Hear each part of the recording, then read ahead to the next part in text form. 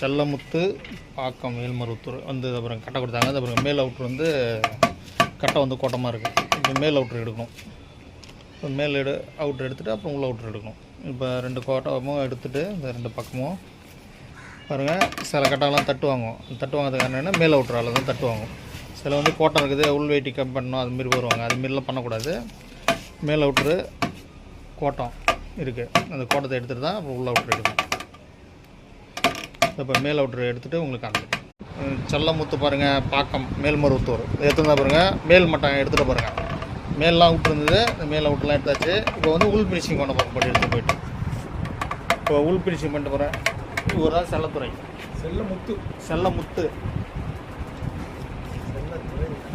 செல்லமுத்து இவர் தான் வந்து மேல்மருவத்தூர்லேருந்து வந்தாங்க. இப்போ இவங்க கட்டி தான் ரெடி பண்ணுது செல்லமுத்து.